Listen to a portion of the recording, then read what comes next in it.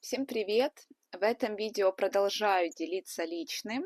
В предыдущем видео я рассказала об одной части проблем, с которыми я столкнулась, живя в Ирландии уже практически 3 года. Я уже давно чувствовала какое-то такое вот внутреннее напряжение. Я слишком близко реагировала на детские какие-то шалости, какие-то их проблемы.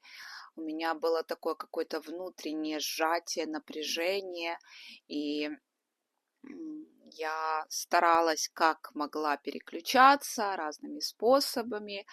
Конечно же, это не только это переживание по поводу будущего в Ирландии, по поводу работы, английского. Очень много на себя я взвалила. Думала, что справлюсь. Потихоньку как-то вот были периоды, когда мне было легче.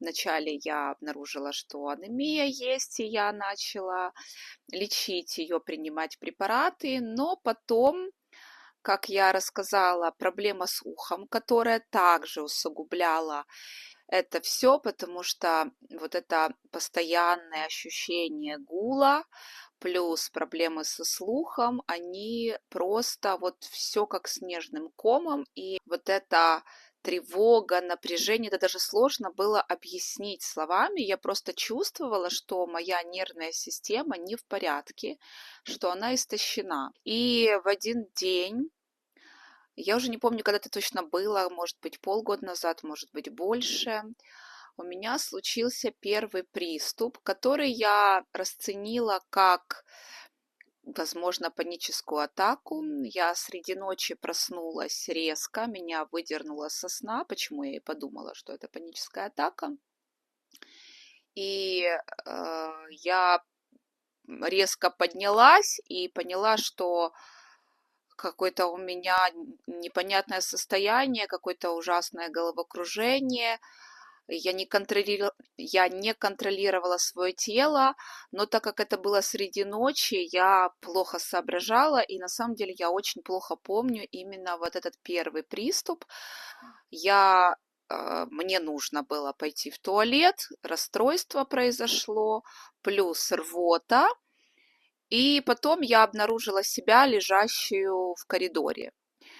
Очнулась, я потеряла сознание. Это было первый раз, и я думала, что это по типу панической атаки, плюс рвота, расстройство. Думала, что это так вот среагировала моя поджелудочная, потому что симптомы прям совсем похожи. Я старалась меньше нервничать, но реально с 3 детками, которые еще совсем не взрослые, это сложно. Кто в похожей ситуации меня поймет. Когда ты на себе тащишь все, это нелегко. Ну, все справляются по-разному, у кого-то это повышенное давление. Я знаю, что у меня девчонки-соседки страдают приступами повышенного давления. У всех по-разному. У меня вот проявилось это первый раз вот так. Потом где-то через месяца полтора-два, не помню точно, это случилось уже дома. То есть я проанализировала, что, допустим, я понервничала утром, а это случилось, ну, если я не ошибаюсь, на второй день, просто вот среди полного благополучия. Я сидела, что-то читала, и резко наступило такое состояние, что у тебя глаза внутри, просто вот глазные яблоки, они как будто вот так внутри по кругу, как будто их вот в эту карусель. И а, невозможность невозможность открыть глаза, вот веки. То есть, когда они у тебя открыты, то есть ты где-то в пространстве растворяешься, ты не можешь держать свое тело, и все это сопровождается ужасным ощущением тошноты, вот желание тянет на рвоту.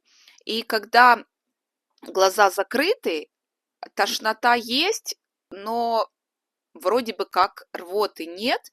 И еще когда открываешь глаза, ты как будто проваливаешься куда-то, то есть вот такое состояние, что ты сейчас просто упадешь в обморок, то есть ты куда-то провалишься, и ты не контролируешь свое тело, это страшно. И я по какой-то инерции чувствовала, что нужно прилечь. И когда я лежу, этот приступ не такой сильный, хотя бы по ощущениям ты не проваливаешься в обморок. В любом случае рвота есть. Вначале это было один раз, после нее мне стало легче, плюс расстройство стула. Извините за такие подробности, но, возможно, у кого-то что-то подобное было, или у кого-то из знакомых. Возможно, это кому-то поможет определить, что происходит, поэтому если вдруг что-то подобное у кого-то было или у ваших знакомых, напишите в комментариях под этим видео. Мне важно это знать, потому что по потому что я слышала, ну, не встречала я ни у кого именно такой реакции. И потом, по ощущениям, ты лежишь, и головой невозможно, то есть любой малейший поворот головы в какую-либо из сторон, вообще движение головы вызывает еще больше приступ, хочется снова позыв к рвоте. И так ты лежишь, просто не двигаясь. Можно двигать руками, ногами аккуратно, но головой нельзя, то есть не подняться, не шевельнуться, вот просто пластом с закрытыми глазами.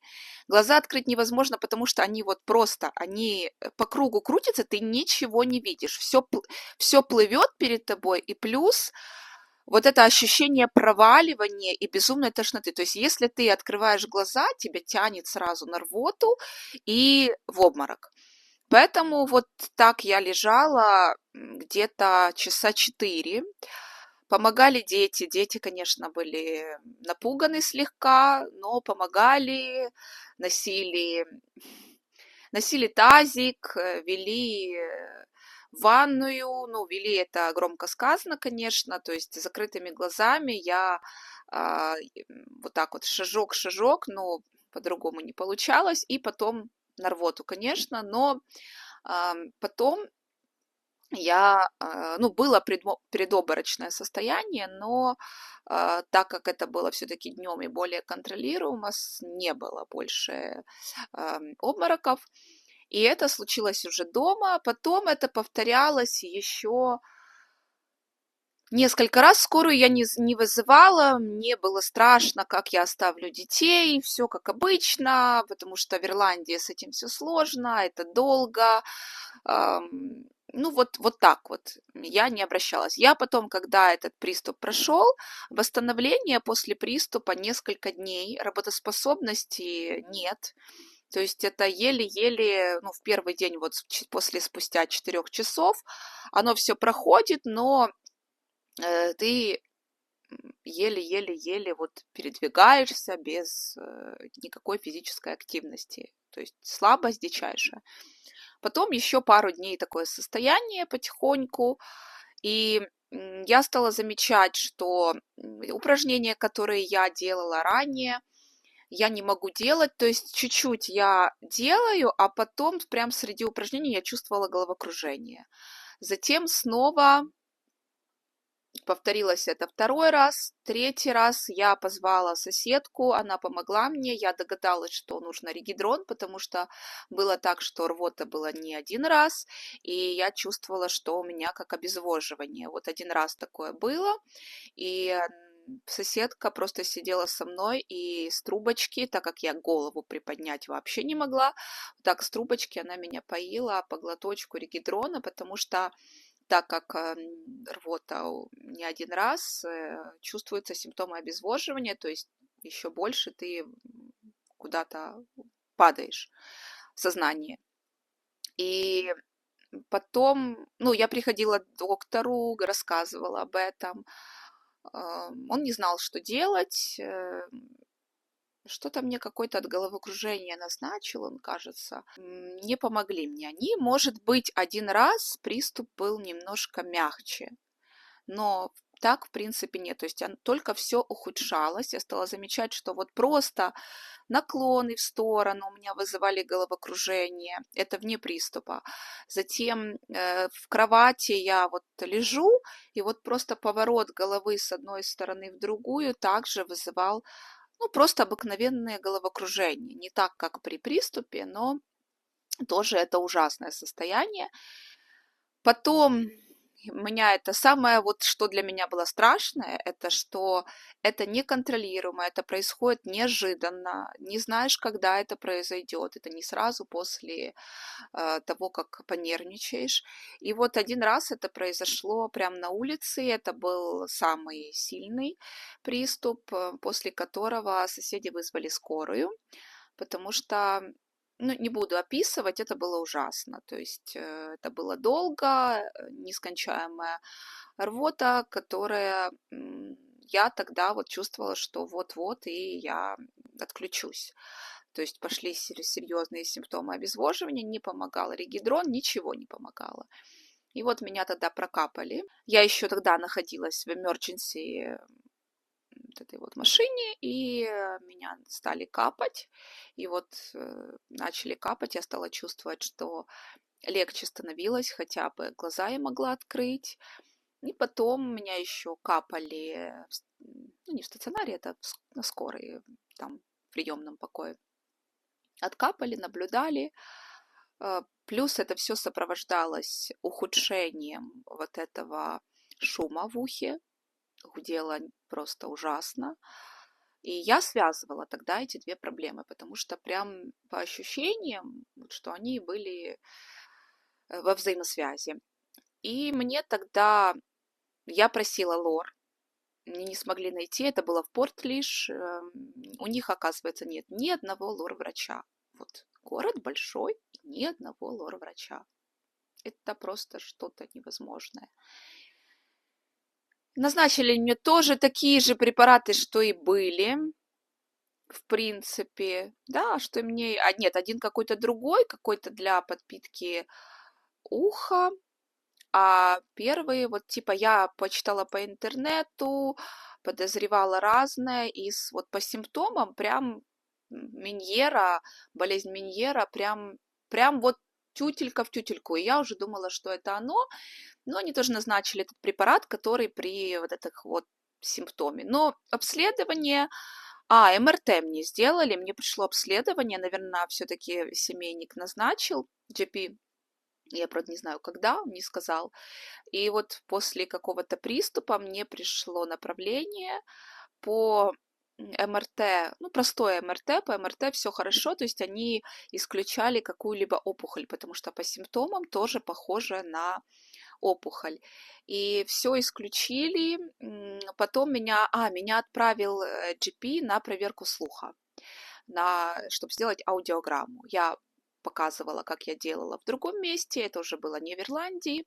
Здесь сделали, и потом лор-врач, который с Украины, который смотрел аудиограмму, которую сделали в Ирландии, сказал, что она ужасная. Но даже несмотря на это, по ней мне сказали, что потеря слуха, она уже стойкая, что мне нужен слуховой аппарат. А что с шумами делать, никто ничего не говорит. Потом я вернулась после скорой я ждала письмо, сказали, что будет неделю где-то идти к GP.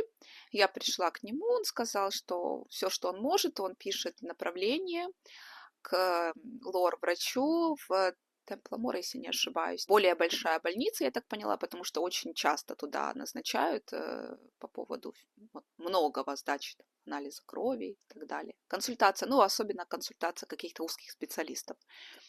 И мне пришло письмо о том, что мы вас поставили в очередь, приблизительно это 1 год. Класс. Все. Дальше больше ничего. По скорой мне сказали, что мне придет направление на какие-то физпроцедуры, что это будет вот-вот. Ничего до сих пор нет, уже прошло больше месяца. Не знаю, придет ли. Там же, ну, меня проверил, хороший врач попался. Он говорит, да, что-то вот связано с вашим ухом, не знаю что. но как бы никуда не направлял, ничего. Вот препараты назначили, и все. Препараты я начала пить, ничего не поменялось. Я вышла по скорой, вот после скорой. Прошел 1 день, и на следующий день у меня повторился приступ. До того, как я попала вот с этим тяжелейшим приступом, у меня приступы были 2 дня подряд, а потом вот этот, который на улице случился. И вот после скорой, спустя 1 день, у меня случился снова приступ. И тогда просто ребята, которые меня отправляли по скорой, они... Вот просто есть такие люди, которые вот так просто предлагают помощь. Они предложили побыть с детьми, чтобы я поехала, обследовалась. Я полетела, прошла обследование, полетела в Молдову, прошла обследование, проконсультировалась с украинскими врачами, они назначили мне лечение. По уху я подробно все рассказала в предыдущем видео. Кому интересно, посмотрите. По поводу моих приступов. Невролог сказала, что все это связано с нервной системой. Она дала мне направление на, что это было, УЗИ щитовидки. По УЗИ все хорошо. Кстати, обследование я вставлю в этом видео.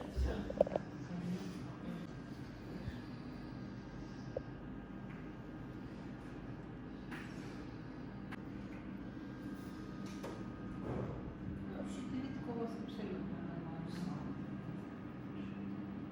Размера, питания.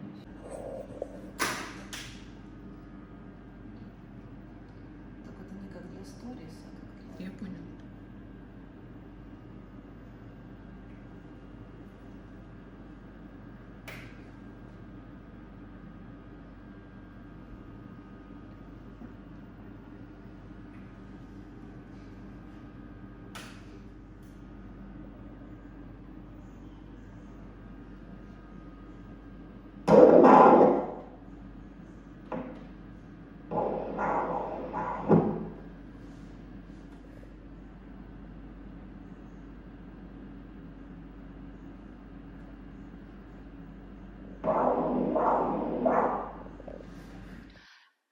И УЗИ сосудов шеи, то, что было очень важно. И вот по УЗИ сосудам шеи с одной стороны было слегка сужено.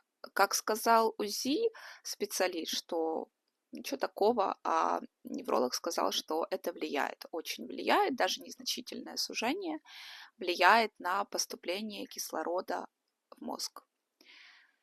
И УЗИ брюшной полости, там тоже все, ну, ничего такого. Немножко была реакция со стороны поджелудочной, но это не удивительно, бесконечная рвота, понятно, что она среагирует.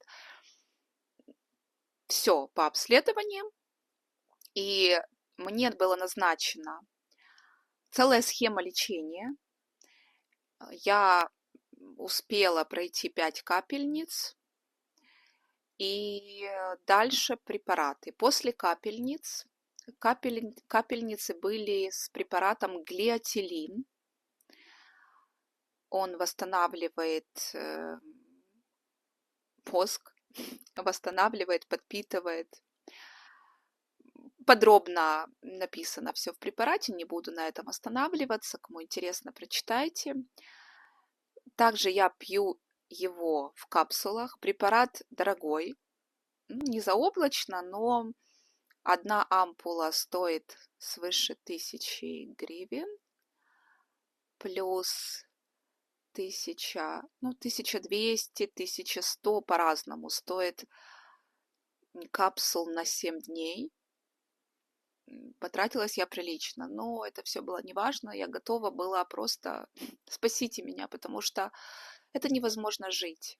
Это было просто невозможно жить. Это когда вот люди говорят о том, что здоровье самое важное, все это так слова, и как-то это, не ощущалось. Вот, там грипп серьезный, допустим.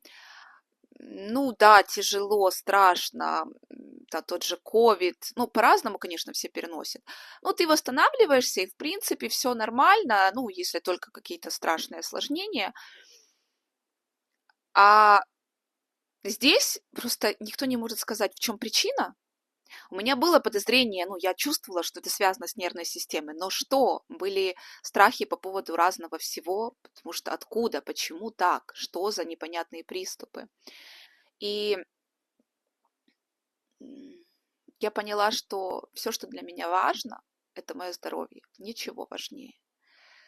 И спасибо ребятам, которые поддержали меня в этот период, помогли это сделать. После 5 капельниц я почувствовала, что у меня ушло головокружение. Доктор сказала, что все пройдет. Мне назначено было несколько препаратов, таблетки, капсулы. Кроме в капельнице еще был внутримышечный укол. Я фото вставлю с назначением. Как сказала лор-врач, все препараты, ничего такого особенного, все касается восстановления нервной системы. Как она говорит, каждому, в принципе, было бы полезно пройти вот этот курс, потому что такой вот он хорошо реабилитационный.